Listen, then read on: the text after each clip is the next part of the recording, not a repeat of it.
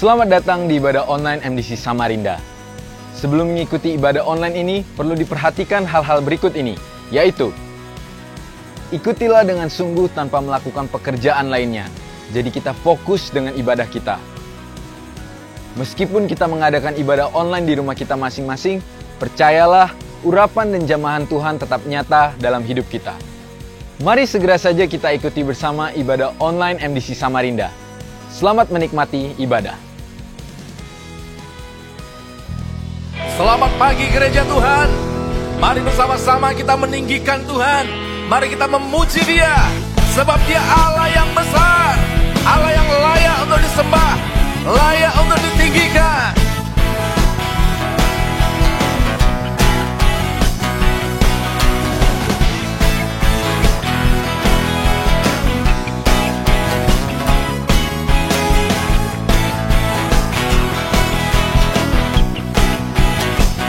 Namanya Tuhanku, menara yang teguh, kota benteng perlindunganku,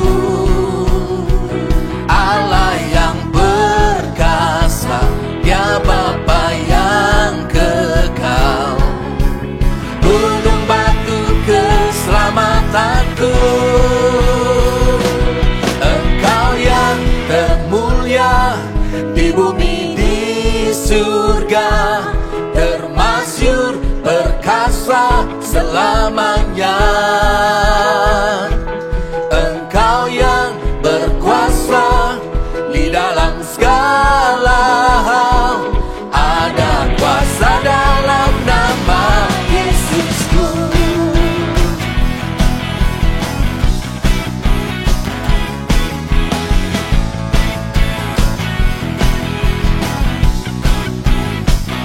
Namanya Tuhanku, menara yang teguh, kota benteng perlindunganku,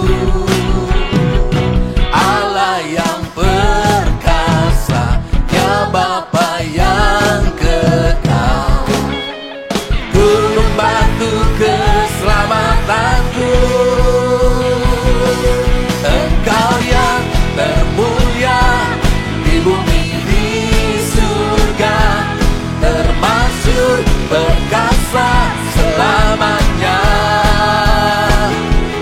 Engkau yang berkuasa di dalam segala hal, ada kuasa dalam nama Yesusku. Engkau yang termulia di bumi, di surga, termasyur, perkasa selamanya. Engkau yang berkuasa di dalam segala hal, ada kuasa dalam nama Yesusku.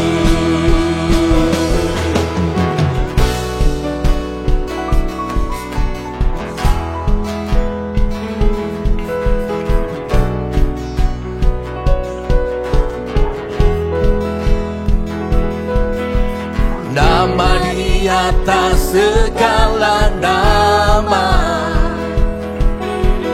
nama yang telah membebaskanku.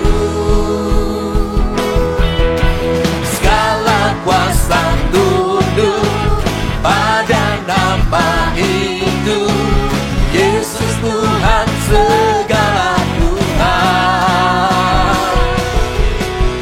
Nama di atas segala nama,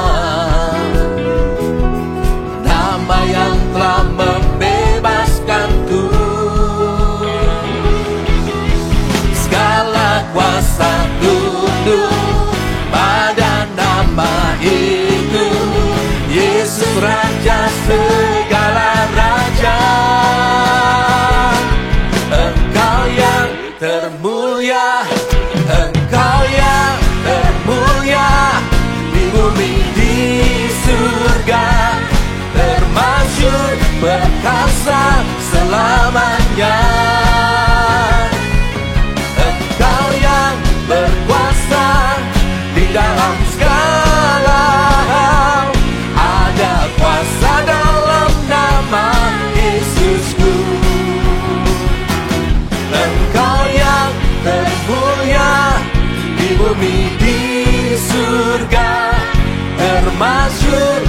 perkasa selamanya.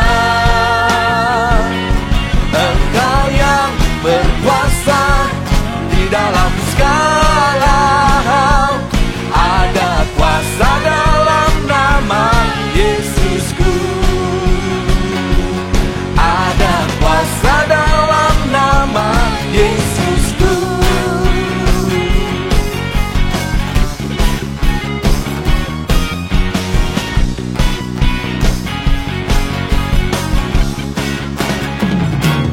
Haleluya.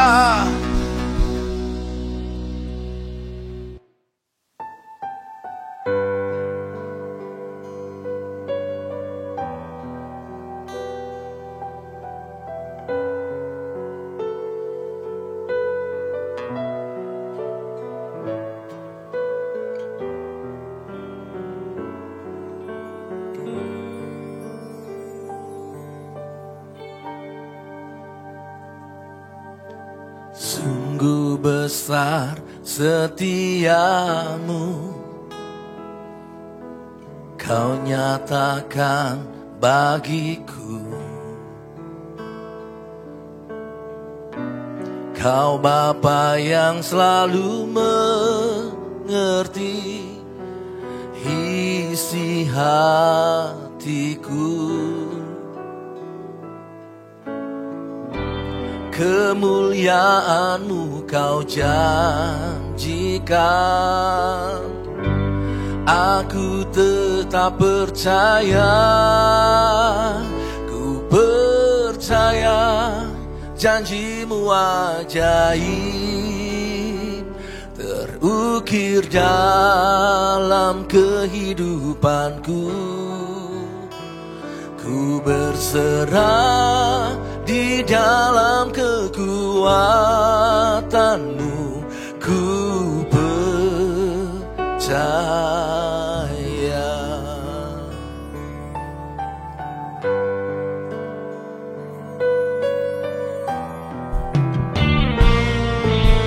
Sungguh besar setiamu, Kau nyatakan bagiku. Kau Bapa yang selalu mengerti isi hatiku. Kemuliaan-Mu Kau janjikan, aku tetap percaya. Ku percaya janji-Mu ajaib terukir dalam kehidupanku.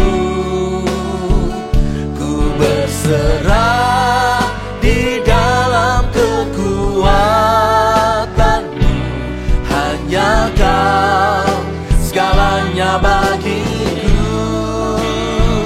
Ku percaya janji-Mu ajaib terukir dalam kehidupanku.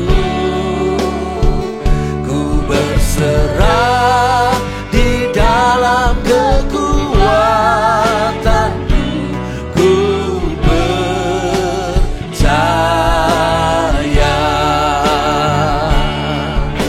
Sebab itu kami tidak takut, Tuhan.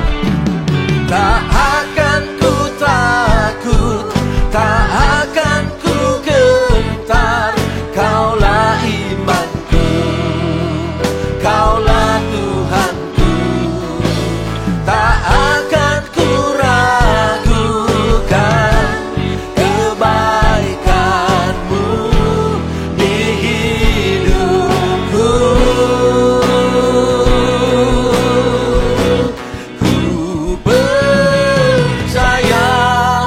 Janji-Mu ajaib terukir dalam kehidupanku. Ku berserah di dalam kekuatan-Mu, hanya Kau segalanya bagi.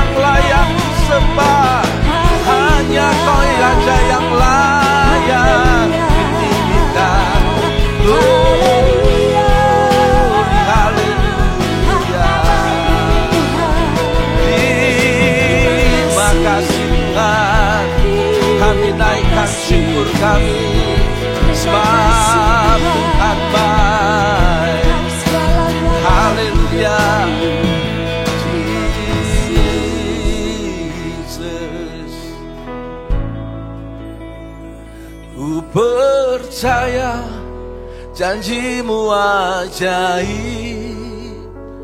terukir dalam kehidupanku. Ku berserah di dalam kekuatanmu, hanya Kau segalanya bagiku. Ku percaya janjimu ajaib terukir dalam kehidupanku. Ku berserah di dalam kekuatanmu. Ku percaya.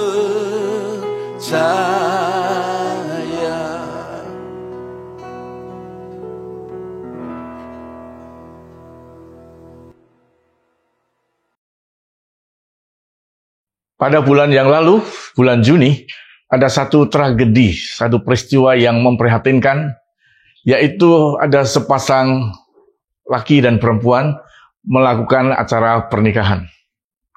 Pernikahan itu berjalan dengan baik dan selesai dengan baik. Tapi masalahnya adalah, belum sampai 1 bulan pernikahan itu berjalan, si mempelai laki-laki atau suaminya itu minta cerai. Mengapa? Karena ternyata setelah mereka menikah, laki-laki itu baru tahu ternyata istri yang dikawini itu ternyata dia laki-laki kelaminnya. Dan itu dia tidak tahu, setelah menikah baru dia tahu, karena dia mengenal lewat medsos, lewat Facebook. Itulah yang terjadi kalau kita tidak teliti di dalam memilih. Ternyata dia menikah dengan wanita palsu. Hari ini kita akan berbicara mengenai kepalsuan. Karena sangat menyakitkan kalau kita menerima sesuatu yang palsu. Tapi kenyataannya begitu. Di sekeliling kita banyak hal-hal palsu yang kita nggak tahu sadar atau tidak sadari, atau mungkin kita suka barang palsu. Bisa juga.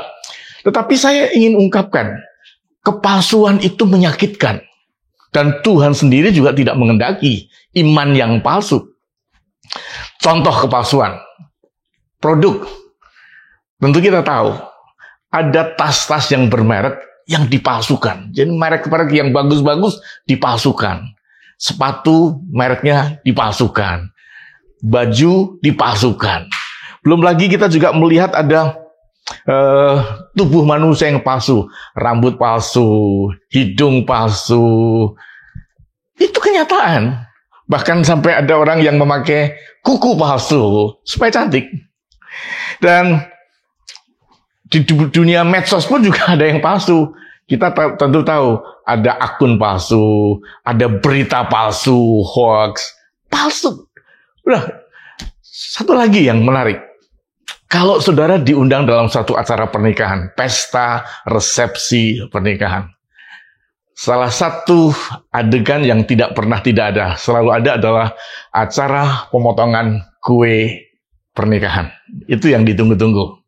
Dan biasanya di dalam upacara pernikahan itu, khususnya kalau di gedung-gedung yang bagus, mereka akan menyiapkan satu kue pernikahan yang tinggi seperti Menara Babel, yang indah, yang bagus. Dan kemudian kue itu akan dipotong bersama-sama sebagai satu acara yang sangat ritual yang ditunggu-tunggu. Pertanyaan saya, saudara yakin itu kue beneran? Yakin? Enggak kan? Itu palsu. Karena kue yang dipotong itu sebetulnya bukan kue, itu gabus. Tapi semua orang berkata, itu kue pernikahan. Palsu. Oke lah, kalau bicara mengenai barang-barang, saya nggak terlalu peduli lah. Itu orang suka sama suka. Suka ya ambil, nggak apa-apa. Tetapi ada satu yang lebih penting yang kita tidak boleh. Iman yang palsu. Tuhan tidak akan mau menerima iman yang palsu. Tuhan menghendaki imanmu, iman yang genuine, iman yang murni. Nah, disinilah kita akan membahas bersama-sama seperti apa sih iman yang murni itu. Sebab maukah saudara kalau kita menerima bayaran gaji, ternyata uang yang kita terima itu uang palsu? Tentu nggak mau kan? Kita pasti mau uang itu uang yang asli, bukan palsu. Demikian pula Tuhan. Tuhan tidak mau menerima imanmu yang palsu. Sekali lagi, Tuhan tidak mau menerima imanmu yang palsu.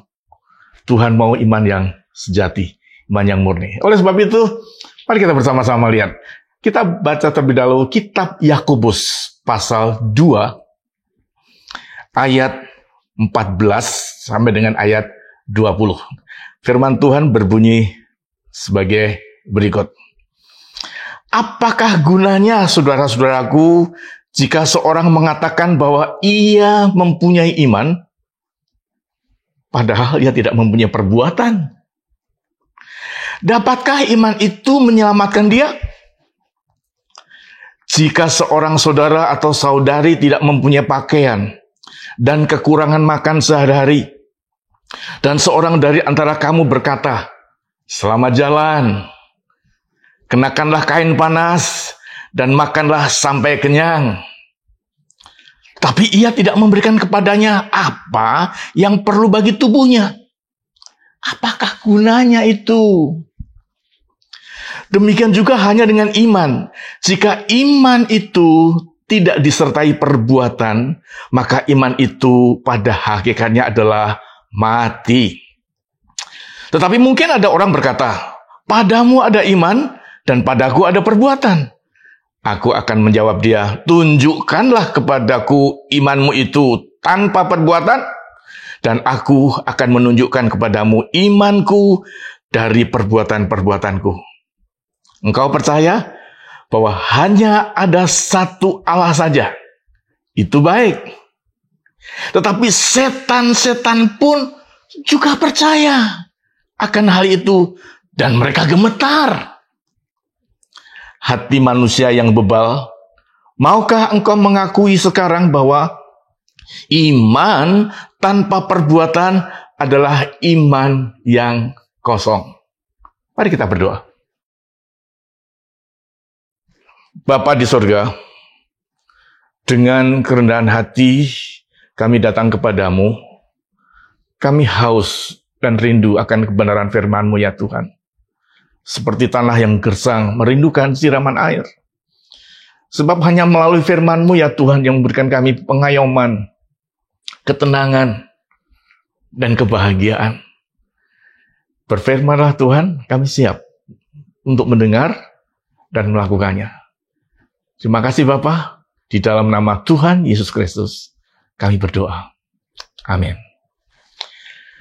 Bapak Ibu yang kasih dalam Tuhan, memang kalau kita membaca kitab Yakobus yang baru saja kita baca tadi, gaya penulisan Yakobus gaya yang sarkastik, yaitu sindiran yang sangat tajam. Kalau kita menghayati ayat-ayat tadi itu sangat sarkastik. Tetapi itu gaya penulisan, dan memang benar. Yang akan kita bahas sekarang adalah apa sih dan bagaimana sih sebetulnya iman yang sejati itu? Ada beberapa hal yang perlu kita catat. Yang pertama, iman sejati lebih dari sekedar ucapan bibir. Ayatnya diambil dari ayat 14, Yakobus pasal 2. Apakah gunanya, saudara-saudaraku, jika seorang mengatakan bahwa ia mempunyai iman, padahal ia tidak mempunyai perbuatan? Dapatkah iman itu menyelamatkan dia? Sindiran bukan? Ya, iman itu tidak cukup dikatakan. Iman itu tidak cukup hanya berupa kata-kata. Iman itu harus berbentuk perbuatan.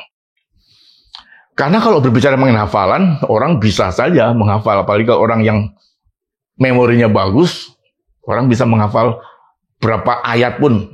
Saya mengenal ada orang yang hafal Alkitab, seorang hamba Tuhan yang baca Alkitab itu begitu hebatnya, sampai kalau dia berkhotbah, dia nggak perlu buka Alkitab, karena semua ada di sini. Hebat. Saya kagum dan saya salut pada hamba Tuhan tersebut. Tetapi berbicara mengenai iman, iman tidak cukup hanya dengan perkataan. Iman harus dengan kelakuan. Sebab saya menemukan ada orang-orang yang hafal ayat-ayat. Ada orang yang hafal dengan doa Bapa kami. Bahkan ada orang yang hafal mengucapkan pengakuan iman. Tapi ternyata hidupnya, kesehariannya, gaya hidupnya tidak mencerminkan kehidupan Kristus. Tidak ada tanda-tanda karakter Kristen. Suatu saat saya tinggal di suatu kampung yang mayoritas adalah orang Kristen. Saudara, di tempat itu saya merasa senang karena semua orang Kristen di lingkungan itu. Saya tinggal beberapa bulan di situ. Dan paling indahnya itu kalau hari Minggu pagi, lagu-lagu rohani berkumandang di seluruh kampung itu. Karena memang kampung Kristen, gereja berderet-deret di mana-mana. Tetapi yang membuat saya tidak habis pikir adalah ternyata mereka mengatakan, aku orang Kristen, aku hafal ayat, tapi perbuatannya tidak mencerminkan sifat Kristus sama sekali. Dari situ saya melihat dan saya memutuskan, ternyata iman itu tidak cukup dengan kata-kata. Iman itu harus disertai dengan perbuatan. Karena iman kalau hanya dengan kata-kata itu bukan iman. Hanya hafalan aja bisa. Tapi iman itu harus dengan perbuatan. Orang bisa saja dengan mulut mengatakan Yesus Kristus, percaya Tuhan, tapi kalau tidak menunjukkan perbuatan yang seperti yang Tuhan inginkan, maka menurut saya itu bukan iman. Itu yang disebut iman palsu. Sebab ada satu ayat firman Tuhan dalam kitab Injil Matius pasal 7 ayat 21 berkata begini. Bukan setiap orang yang berseru kepadaku, Tuhan, Tuhan, akan masuk ke dalam kerajaan surga. Melainkan dia yang melakukan kehendak Bapakku yang di surga. Jadi, sekali lagi di dalam ayat ini, bukan orang yang berseru dengan mulutnya bahwa Tuhan, Tuhan adalah Tuhanku. Kalau hidupnya, gaya hidupnya tidak mencerminkan firman Tuhan, itu ternyata bukan iman. Dan Tuhan tidak mau menerima iman seperti itu. Terang-terangan Tuhan mengatakan, aku tidak mengenal engkau. Itu yang pertama. Jadi Bapak Ibu, iman itu harus diwujudkan dengan perbuatan. Iman yang kedua, arti iman yang sebenarnya adalah iman yang sejati itu lebih dari sekedar perasaan. Ayat 15 sampai 17. Jika seorang saudara atau saudari tidak mempunyai pakaian dan kekurangan makanan sehari-hari, dan seorang dari antara kamu berkata, selamat jalan, kenakanlah kain panas, dan makanlah sampai kenyang. Tetapi ia tidak memberi makanan, tidak memberi kepadanya apa yang perlu bagi tubuhnya, apakah gunanya itu? Demikian juga hanya dengan iman. Jika iman itu tidak disertai perbuatan, maka iman itu pada hakikatnya mati. Yang kedua, iman itu sejatinya lebih dari sekedar perasaan.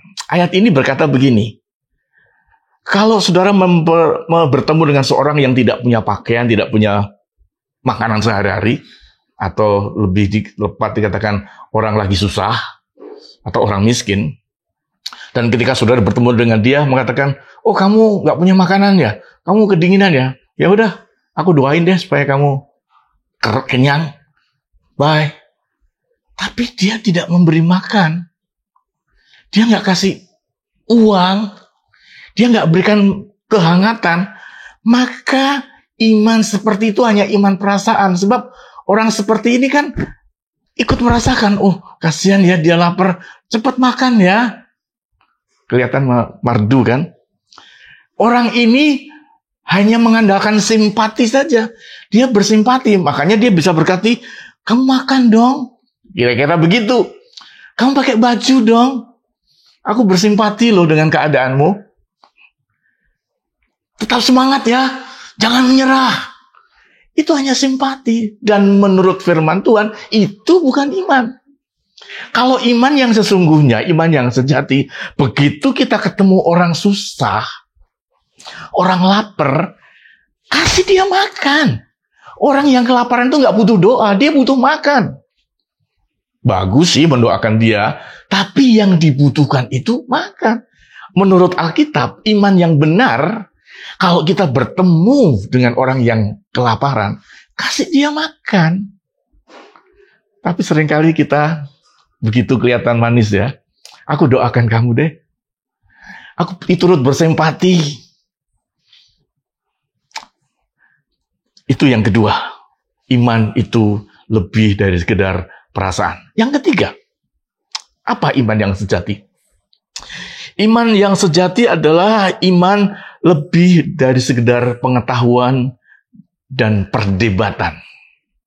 Yakobus 2 ayat 18.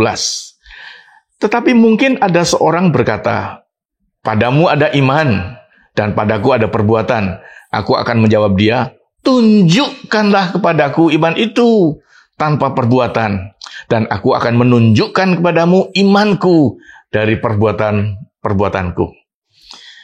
Saya akan membacakan ayat ini dalam terjemahan yang lain, yang lebih enak dimengerti. Dalam terjemahan Firman Allah yang hidup, ayat yang sama berbunyi sebagai berikut. Tetapi orang mungkin berkata, saudara berpendapat bahwa jalan menuju Allah hanyalah dengan jalan iman tanpa apa-apa lagi. Saya berpendapat bahwa perbuatan baik itu juga penting karena tanpa perbuatan baik, saudara tidak dapat membuktikan iman saudara. Tetapi dari perbuatan saya, orang dapat melihat bahwa saya beriman. Jadi ayat ini berkata begini, ada orang berkata, udahlah yang penting iman. Yang penting kita percaya Tuhan, beres kita masuk surga. Nggak usah yang lain. Hati-hati. Hati-hati. Iman tanpa perbuatan, nol. Saudara, memang ada satu ayat yang mengatakan bahwa kita diselamatkan karena iman, bukan karena perbuatan. Betul. Itu Efesus pasal 2 ayat 8, Paulus berkata begitu. Itu dari sisi lain. Tetapi ingat, iman yang dimaksud itu adalah iman yang secara utuh, di mana bukan perbuatannya yang menyelamatkan, tetapi iman yang diaplikasikan dalam bentuk kehidupan sehari-hari. Kalau orang percaya Yesus, lalu dipanggil Tuhan meninggal dunia, sebelum dia berbuat apa-apa, bahkan sebelum dibaptis, bahkan sebelum pernah ke gereja, dia tidak pernah ketemu orang Kristen sekalipun. Kalau habis percaya Tuhan langsung meninggal, saya yakin dia masuk surga.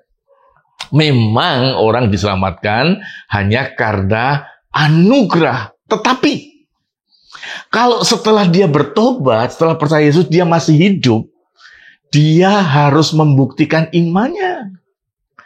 Sebab iman itu bukan hanya teori, teologi. Teologi tidak salah, tapi kalau hanya teologi, hanya pengetahuan, tanpa diikuti dengan perbuatan, maka itu belum iman yang sejati. Orang bisa saja pandai berdebat, diskusi, dia jago bicara, dia mungkin orator. Tapi kalau dia tidak menunjukkan gaya hidupnya, tidak ada tanda-tanda bahwa dia orang Kristen, nol besar. Sama seperti yang saya katakan tadi. Di satu tempat ada orang Kristen yang pandai menghafal ayat Bapa kami, doa Bapa kami, bisa menghafalkan pengakuan iman rasuli, tetapi hidupnya mabuk-mabukan, tapi hidupnya berjudi, berkelahi terus, pemarahan terus. Apakah itu yang disebut iman? Tidak. Alkitab tidak cukup hanya menjadi bahan diskusi, bukan hanya menjadi bahan pengetahuan untuk mendapatkan gelar. Alkitab adalah ayat-ayat suci yang harus diterapkan dalam kehidupan sehari-hari. Jadi apa sih indikasinya iman? Iman itu seperti cinta, saudara. Cinta itu kan nggak ada aromanya, nggak ada warnanya. Oh, cinta itu warnanya pink. Nggak kan? Nggak kelihatan. Atau cinta itu juga nggak ada beratnya, nggak ada bobotnya. Tetapi kalau kita berjalan di tepian, kita masuk di kafe, kita bisa melihat kalau ada dua orang duduk, kita bisa melihat dia mencintai atau tidak. Kalau ada cinta, itu bisa ketahuan. Kalau suami istri atau laki perempuan duduk bersama, mereka saling mencintai, kita bisa tahu dia mencintai atau tidak. Atau kalau dengan ungkapan lain, tentang bagaimana bentuknya iman itu, saya bisa ambil dari sisi makanan. Makanan itu salah satunya mengandung kalori. Berbicara mengenai kalori, iman itu sama seperti kalori. Kita bisa tahu seseorang ini mempunyai kalori yang cukup atau tidak, kita bisa tahu. Dan kalau orang kalorinya banyak, itu ketahuan. Kita bisa tahu dong, oh ada orang-orang tertentu yang gampang, yang bisa dilihat, dia kebanyakan kalori. Nah itulah iman. Iman memang tidak ada warnanya. Iman tidak ada aromanya. Tetapi kita bisa tahu orang itu beriman atau tidak. Jangan kita beralasan, Tuhan kan melihat hati, nggak melihat di luar. Oh tidak, tidak. Iman butuh pembuktian. Sebab yang saya tahu, kalau Tuhan masuk dalam hati kita, Tuhan akan melakukan perubahan dalam hidup kita. 2 Korintus pasal 5 ayat 17 berkata begini. Jadi, siapa yang ada dalam Kristus, ia adalah ciptaan baru. Yang lama sudah berlalu, sesungguhnya yang baru sudah datang. Ayat ini menunjukkan kalau seseorang di dalam Kristus, ia ciptaan baru, yang lama sudah hilang dan yang baru muncul. Artinya, orang yang hatinya, hidupnya ada Yesus, pasti mengalami perubahan. Nggak mungkin nggak. Kalau sampai orang menerima Yesus, hidup bersama Yesus, tidak mengalami perubahan, diragukan. Jangan-jangan imannya iman palsu. Pertobatannya pertobatan palsu. Hati-hati. Di sekeliling kita ini banyak kepalsuan, termasuk iman. Kalau cuma sepatu yang palsu, kalau merek yang palsu, kita sih nggak pusing. Tetapi jangan coba-coba dengan iman yang palsu. Karena iman tanpa perbuatan adalah nol, mati. Artinya sama dengan orang tidak beriman. Itu yang ketiga. Iman tidak cukup dengan pengetahuan saja. Tetapi iman harus dengan perbuatan. Yang keempat, iman sejati lebih dari kebenaran yang kita yakini. Nah, ini yang menarik. Yakobus pasal 2 ayat 19 dan 20. Engkau percaya bahwa hanya ada satu Allah saja. Itu baik. Tetapi setan-setan pun juga percaya akan hal itu. Dan mereka gemetar. Hai manusia yang bebal, maukah engkau mengaku sekarang bahwa iman tanpa perbuatan adalah iman yang kosong? Ada orang mengatakan, aku percaya Tuhan kok. Yakobus mengatakan, kalau hanya percaya Tuhan, iblis pun juga percaya, bahkan lebih dari itu. Iblis gemetar. Banyak orang Kristen masuk gereja nggak rasa apa-apa, nggak ada gemetarnya, nggak ada rasa takut sama Tuhan. Iblis itu gemetar. Jadi dalam hal ini iblis lebih bagus daripada orang Kristen. Sebab iblis itu bertemu Tuhan itu gemetar. Orang Kristen masuk gereja biasa-biasa, nggak ada rasa takutnya. Orang dalam keadaan berzina masuk gereja, orang punya dosa yang besar masuk gereja dan biasa aja. Berarti dia nggak takut Tuhan kan? Iblis itu lebih bagus. Iblis gemetar. Apakah itu disebut iman? Bukan. Bukan. Iman itu lebih dari sekedar kebenaran. Karena iman itu pasti akan diikuti dengan perbuatan. Nah, yang kelima, apa iman yang sejati? Iman adalah satu tindakan. Yakobus pasal 2 ayat 26. Sebab seperti tubuh tanpa roh adalah mati, demikian jugalah iman tanpa perbuatan-perbuatan adalah mati. Jadi di sini kita simpulkan bahwa iman itu mesti harus tindakan, tidak ada cara lain. Iman itu harus ada tindakan.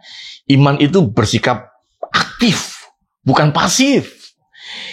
Iman itu harus ditunjukkan dengan komitmen, membuat keputusan melakukan sesuatu. Dan iman itu harus ada tindakan. Sebab di dalam pembacaan kita hari ini, penekanannya adalah perbuatan. Kalau kita perhatikan, saya hitung saudara, dari pembacaan kita hari ini, satu perikop ini, tercatat kata perbuatan tertulis sampai 11 kali. Dalam satu perikop, satu kata diulang 11 kali. Itu artinya penekanan. Nah, penekanan dalam perikop ini adalah perbuatan. Sehingga saya bisa simpulkan, iman itu penekanannya pada perbuatannya. Bukan intelektualnya, bukan perasaannya, bahkan bukan keyakinannya. Bukan, tetapi perbuatannya yang lebih dituntut dalam hal ini. Bapak Ibu, jangan sampai Bapak Ibu menuduh saya, wah ini pendeta kok mempersulit orang ke surga ya. Oh, katanya ke surga kan cuma percaya Yesus. Saya tidak bermaksud mempersulit Bapak Ibu. Saya hanya ingin mengingatkan, hati-hati dengan barang palsu. Iman yang palsu. Itu saja, saya tidak mempersulit. Saya hanya mengingatkan, hati-hati. Seperti yang kita sudah lihat, jangan-jangan kita pikir ini beriman. Kita berpikir kita ini orang beriman. Ternyata iman kita iman palsu. Dan nanti Tuhan berkata, aku tidak kenyang engkau. Kan rugi kita. Mari kita introspeksi. Adakah iman kita iman yang sejati? Iman yang disertai perbuatan? Atau hanya sekedar pengetahuan? Atau sekedar perasaan? Atau sekedar keyakinan? Tetapi tidak ada perbuatan. Mengakhiri pelajaran ini, Yakobus memberikan dua contoh. Dua orang yang merupakan teladan orang beriman. Yaitu Abraham dan Rahab. Saya lanjutkan baca. Yakobus pasal 2 ayat 21 sampai 25. Bukankah Abraham bapa kita dibenarkan karena perbuatan-perbuatannya? Ketika ia mempersembahkan Ishak anaknya di atas mezbah, kamu lihat bahwa iman bekerja sama dengan perbuatan-perbuatan. Dan oleh perbuatan itu, iman menjadi sempurna. Dengan jalan demikian, genaplah nas yang mengatakan, lalu percayalah Abraham kepada Allah, maka Allah memperhitungkan hal itu kepadanya sebagai kebenaran. Karena itu, Abraham disebut sahabat Allah. Ayat 24. Jadi, kamu lihat bahwa manusia dibenarkan karena perbuatan-perbuatannya. Dan bukan hanya karena iman. Dan bukanlah demikian juga Rahab, pelacur itu, dia dibenarkan karena perbuatan-perbuatannya. Ketika ia menyembunyikan orang-orang yang disuruh itu dalam rumahnya, lalu menolong mereka lolos melalui jalan yang lain. Sebab seperti tubuh tanpa roh adalah mati, demikian juga iman tanpa perbuatan-perbuatan adalah mati. Menarik sekali. Yakobus memberikan contoh dua orang dalam Alkitab, yaitu Abraham dan Rahab. Saudara, mari kita lihat siapa mereka dua ini, Abraham dan Rahab. Perlu saudara tahu, Abraham dan Rahab itu bukan orang Yahudi. Karena waktu itu, waktu Abraham menerima panggilan Tuhan, bangsa Yahudi waktu itu belum lahir, belum ada. Dan Abraham itu berasal dari Ur Kasdim atau Mesopotamia, yang hari ini lebih dikenal dengan Irak. Abraham itu berasal dari Irak, bukan Palestina, bukan Israel. Irak, ini asal usul. Dan Abraham adalah seorang pengusaha, bukan pendeta. Sedangkan Rahab adalah seorang pelacur. Menarik sekali, Yakobus memberikan dua orang ini diangkat sebagai teladan iman. Mengapa? Kita lihat, mengapa sampai dua orang ini diangkat oleh Yakobus sebagai orang yang imannya benar. Yang pertama, Abraham. Abraham waktu itu diperintahkan Tuhan, Abraham, pergi, tinggalkan tempatmu, bawalah semua ke suatu tempat yang akan aku tunjukkan kepadamu. Abraham kan bertanya, kemana? Gak usah bertanya, nanti akan kutunjukkan. Dan hebatnya, Abraham dengan mendengar panggilan Tuhan itu, langsung secara spontan, dia melangkah, mentaati, dan melakukan apa yang Tuhan lakukan itu. Yang kedua, perintah yang kedua, Tuhan berkata kepada Abraham, Abraham, berikanlah anakmu Ishak itu untuk menjadi korban bakaran.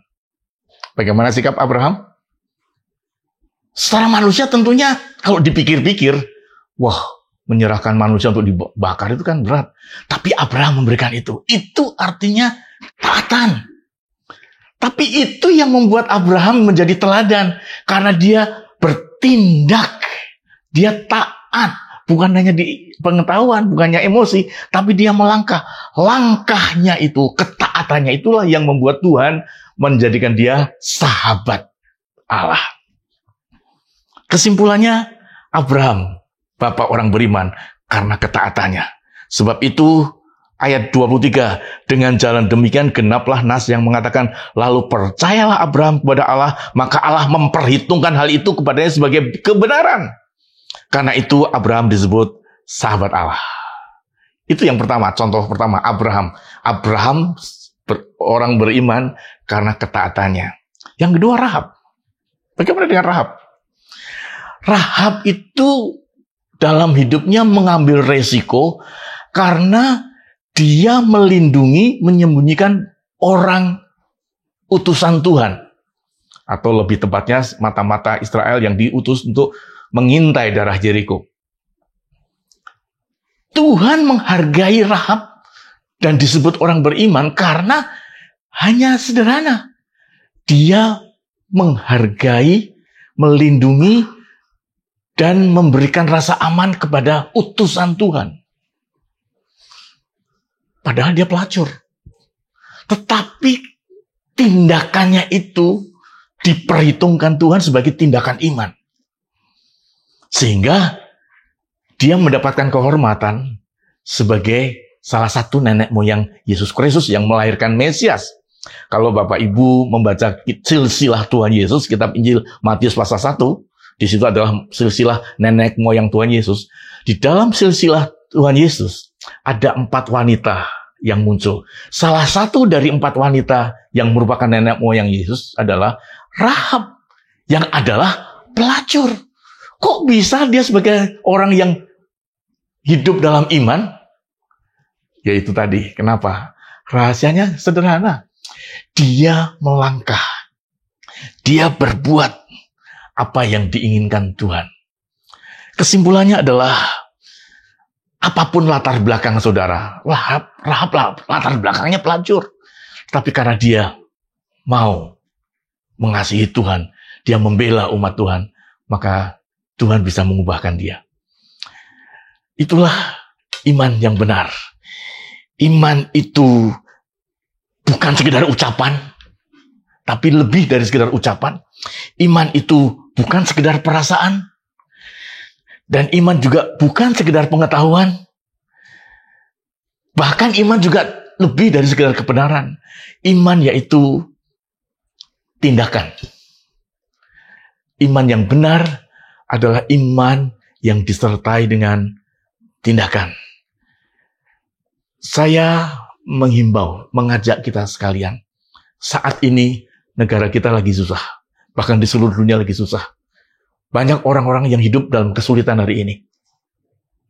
Dan ini saat yang tepat. Kita sebagai orang beriman, mari kita melangkah. Kalau kita melihat orang susah, melihat orang lapar, tidak cukup kita berdoa. Tidak cukup kita bersimpati. Kita tidak cukup dengan kata-kata slogan, tetap kuat ya. Ayo doa ya. Tidak cukup. Itu bukan iman. Iman yang benar, iman yang sejati adalah kita melangkah dan menolong. Kita melangkah dan memberikan bantuan. Itu baru iman. Kalau iman hanya dengan perkataan, iman hanya dalam bentuk simpati, iman hanya dalam bentuk pikiran, itu belum iman yang sejati. Iman yang sejati adalah pikiran, perkataan, perasaan disertai dengan tindakan. Mari kita melangkah dalam iman. Tolonglah saudara-saudaramu yang membutuhkan. Tuhan memberkati. Mari kita akhiri pertemuan kita pada saat ini dengan berdoa mengucap syukur kepada Tuhan. Tuhan, sungguh kami rasanya menjadi malu membaca firman-Mu pada pagi hari ini. Kami pikir kami sudah beriman. Kami pikir kami sudah cukup dengan menyebut Engkau Tuhan, dengan mengerti tentang asal-usul iman dalam Yesus Kristus, dengan ikut merasakan penderitaan orang lain. Kami pikir kami sudah cukup beriman. Tetapi pagi hari ini Tuhan, kami mendengar dan kami meyakini bahwa iman tidak cukup hanya dalam perkataan, tidak cukup hanya dengan pikiran dan perasaan, tapi iman harus melangkah. Tolonglah kami ya Tuhan, kiranya Roh Kudus-Mu akan menerjemahkan sehingga firman itu menjadi daging, menjadi kehidupan. Biar Tuhan orang bisa melihat kami sebagai orang beriman. Biar Tuhan orang merasakan kehadiran kami sebagai orang beriman melalui tindakan kami, melalui karakter kami. Kami percaya Tuhan, Engkau memberikan kami kemampuan.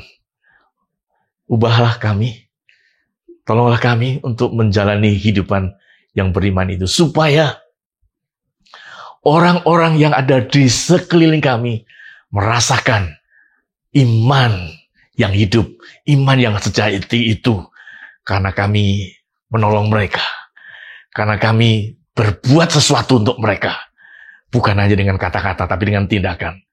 Terima kasih ya Tuhan, buat firman-Mu pada saat ini. Dan kami berdoa agar seluruh jemaat-Mu memiliki iman yang benar, bukan hanya sekedar hafalan, tetapi iman yang disertai dengan tindakan. Terima kasih Tuhan. Jemaat, mari kita mengakhiri pertemuan ini dan terimalah berkat Tuhan.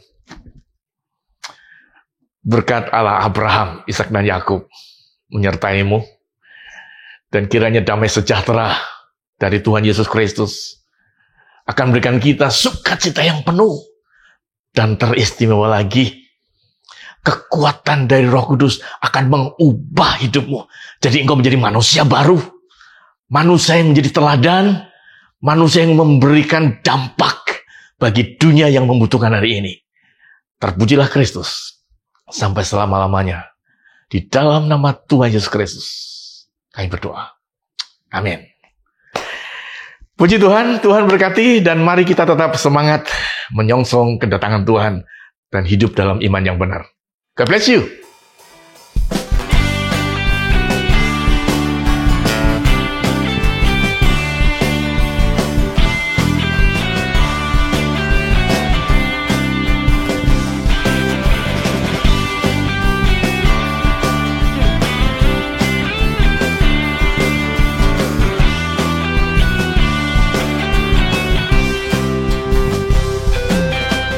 Firman-Mu Tuhan, berita baik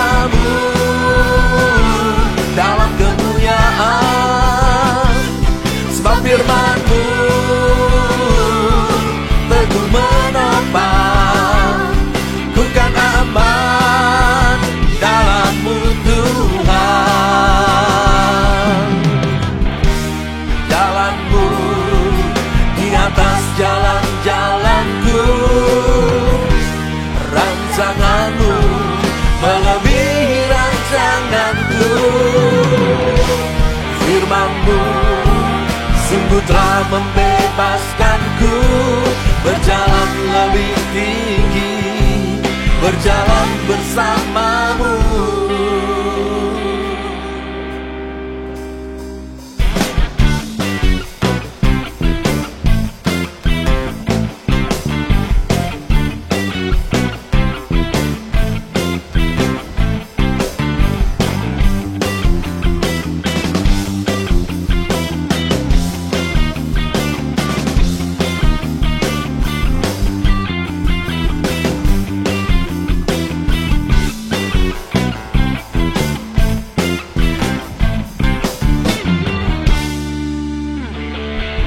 Ku kan terbang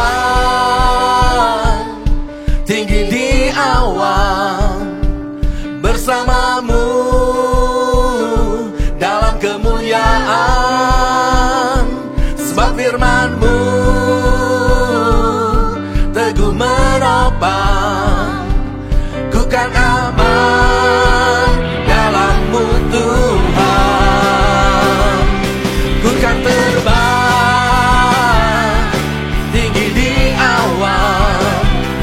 bersamamu dalam kemuliaan, sebab firman-Mu teguh menopang. Ku kan aman dalam-Mu Tuhan. Ku kan aman dalam-Mu Tuhan.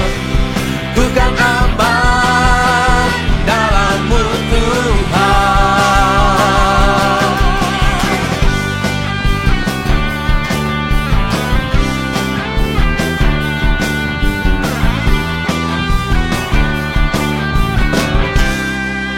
Haleluya.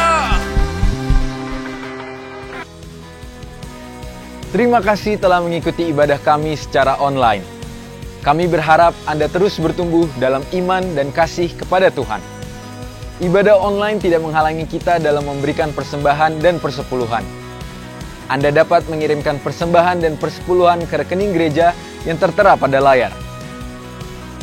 Bagi kalian orang-orang muda dapat mengakses ibadah online Image Teens setiap hari Sabtu pukul 6 sore. Khusus untuk adik-adik Star Kids, online Sunday School dapat diikuti melalui aplikasi Zoom. Informasi lebih lengkap dapat menghubungi Kak Lois. Doa Deeper dapat diikuti secara online setiap hari Kamis pukul 7 malam melalui channel YouTube MDC Samarinda. Selama Doa Deeper berlangsung, Anda dapat mengirimkan pokok doa Anda untuk didoakan dalam Doa Deeper. Untuk mengetahui informasi terbaru mengenai aktivitas gereja, Anda dapat mengakses aplikasi MDC Samarinda, Instagram, dan Facebook MDC Samarinda. Terima kasih telah beribadah bersama kami, dan kami sangat menantikan kunjungan Anda selanjutnya.